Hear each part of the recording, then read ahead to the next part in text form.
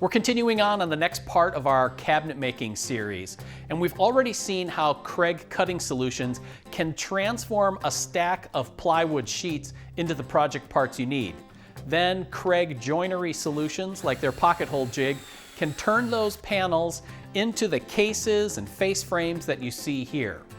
What we need to do now is to add some storage functionality to our cases. So we're going to add some shelves, doors, and drawers, and you're going to see some Kreg hardware solutions that will help along each step of the way. So what we're going to get started with is adding shelves to our upper cabinets and one of our base cabinets.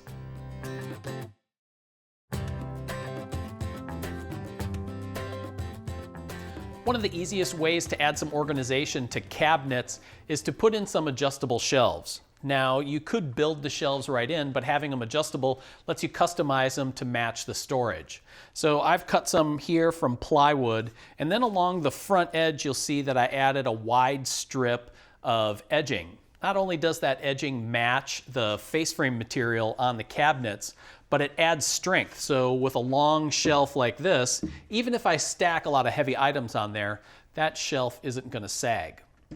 The shelves will rest on these adjustable shelf pins, which will fit into holes you drill into the case side.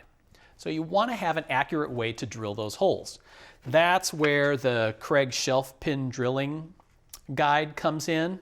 It has a row of holes on here with some center lines marked to help you get those holes exactly where you want them. On the back side, everything's included. There's the bit you need to drill the holes and an indexing pin that I'll show you how to use in just a second here. There's also a removable fence along the side so that you can use it to register the jig off the side of the case, or if you're drilling the holes prior to assembly, you can just register that on the panels and drill the holes. For this particular operation, I'm going to take the fence off.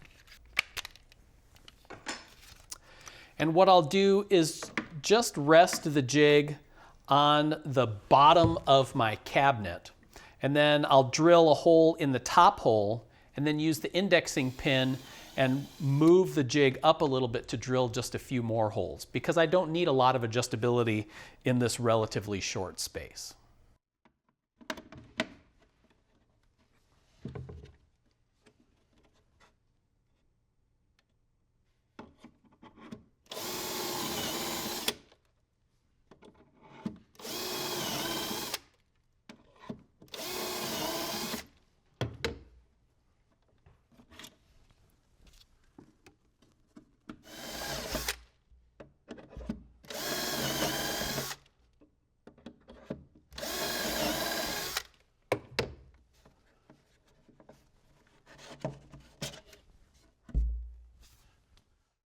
When it comes to working with the much larger base cabinets, there's a lot more space in here. So it can be really tempting to think that with the shelf pin jig, you can just run a row of holes up there and have a lot more adjustability.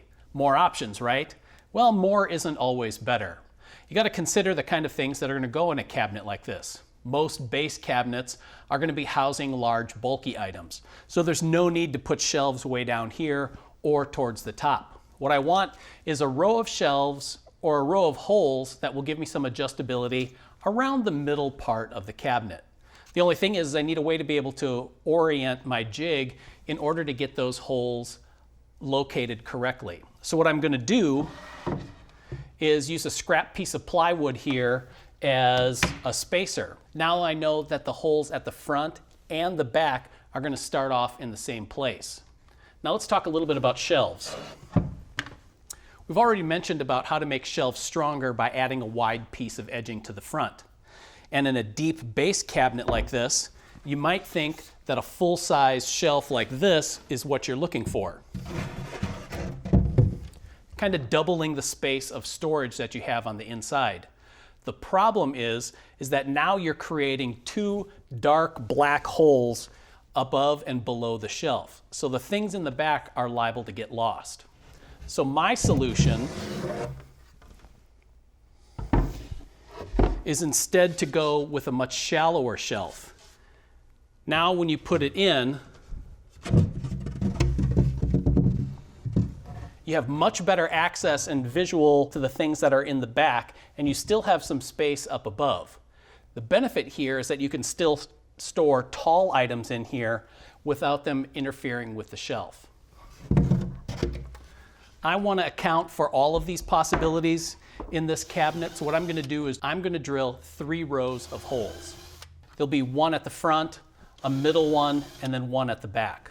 In order to line up the jig for the middle row of holes, I'm still going to use the spacer, and now I'm going to grab another plywood spacer to register between the jig and the back of the cabinet.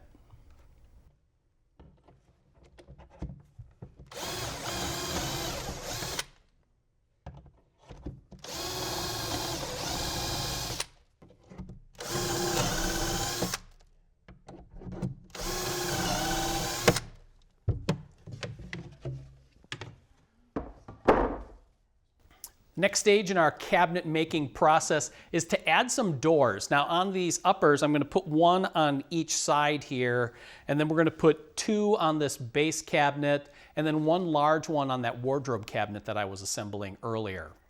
To hang those doors, I'm going to use European style concealed hinges. These come in 2 parts. There's a plate that gets mounted on the inside of the cabinet. Then there's a second part that gets attached to the door. And the way it does that is you drill a small hole to fit this portion of the hinge. It's called a cup, and you have to do that accurately. Now you can use the Kreg European hinge jig. So what this is again a 2-part thing. We have a section here that holds a carbide tipped Forstner bit that does the drilling and lasts a really long time. It's in a guide so that the hole is drilled perpendicularly to the workpiece. To position it is this plate that has a scale along one side so you can locate it top to bottom on the edge of the door. On the back side is a fence with adjustable positioning here to match the type of hinge that you're using. So what you can do is take the plate, line it up with your index mark on the front and clamp it in place. Then the bit section just drops in. And then twist to lock it down, install the drill, and you're ready to start drilling the holes. Now you'll notice here that with just a couple of clamps, you can turn practically any surface, even if it's one of your base cabinets, into a workbench.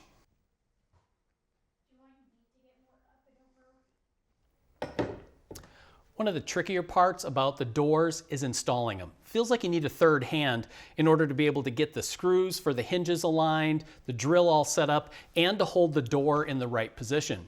Thankfully, Kreg has a solution, the cabinet door mounting jig. What it does is, you can see right here, I have it clamped to the face frame, and an arm sticks off that supports the door in the open position. So that way, all you have to do is line up where you need to drive the screws for the hinges. So let me just take the door part off here with these hinges.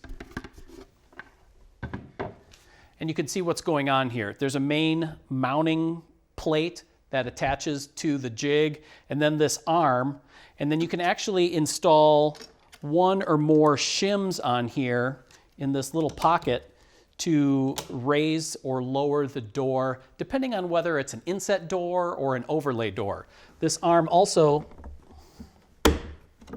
comes off, and it fits into a variety of other holes to match, again, the overlay of the door that you're looking on. For doing a door on the opposite side, the arm is symmetrical, just flips over and slides right back in place.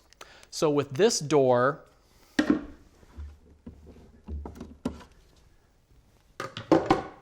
I have the hinges on, and because it's 2-part, I can just clip them right back into place.